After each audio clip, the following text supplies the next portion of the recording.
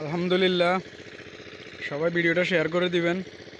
তো আপনারা দেখতেছেন ইতিমধ্যে আমাদের এই যে আমরা কিছুদিন আগে আমাদের এলাকা থেকে আমি একটা লাইভে দিয়েছিলাম, বাঁশ সংগ্রহ করছিলাম সমাজের সবার কাছ থেকে। আমরা একটা আবদার করছিলাম, আবদার করে বাঁশ চাইছিলাম, বাঁশ পাইছি।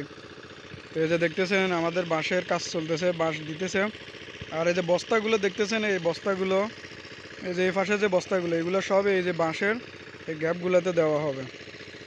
এদিক দিয়ে বাঁশের কাজ চলতেছে, বাঁশ প্রেসার দিয়ে দিয়ে বসাতেছে, এদিক থেকে শুরু হয়েছে।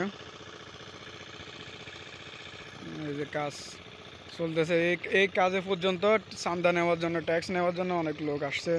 আমি কিছুদিন আগে একটা ভিডিও দিছি, এই যে এই ফার থেকে লোকজন আসে দা নিয়ে, রামদা নিয়ে, তারা আমাদের কাজে বাধা দিছিল। এখন মোটামুটি কাজ আবার রানিং হয়েছে, সকলের দোয়ায় ভালোবাসায়। দেখতেছেন নদীর যে অবস্থা, এদিক দিয়ে যদি সর যদি না কাটা হয় তাহলে আরও এলাকার ভয়াবহ অবস্থা হয়ে যাবে। নদীর অবস্থা দেখছেন সবাই। তো বাঁশের কাজ চলতেছে, প্রচুর বাঁশের প্রয়োজন। এলাকাবাসী কেউ যদি সাহায্য যদি না করে এভাবে বাঁশ দিয়ে, অর্থ দিয়ে, আরও বেশি সমস্যা হয়ে যাবে।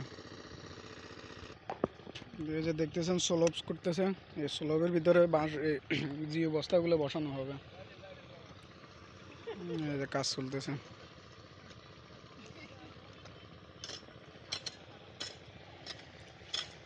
কোম্পানিগঞ্জের লোকের জ্বালা যন্ত্রণা কাজ আমাদের বন্ধই হয়ে গেছিল, তো এখন আবার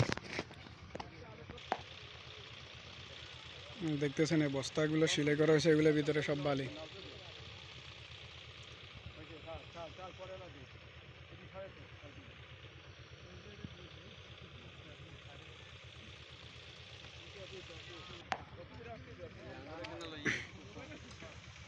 অবশ্যই অবশ্যই।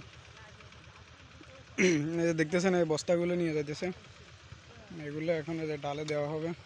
এই যে আরও কিছু কিছু দিছে।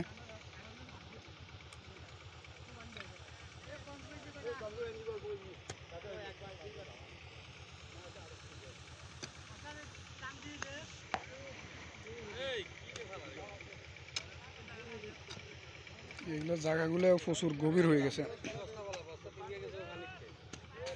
আর এই যে দেখতেছেন আমাদের জাহাঙ্গীর কাকা আছে, আমজাদ ভাইও আছে, এই কাজে সার্বিক সহযোগিতা করতেছে, এলাকাবাসীও।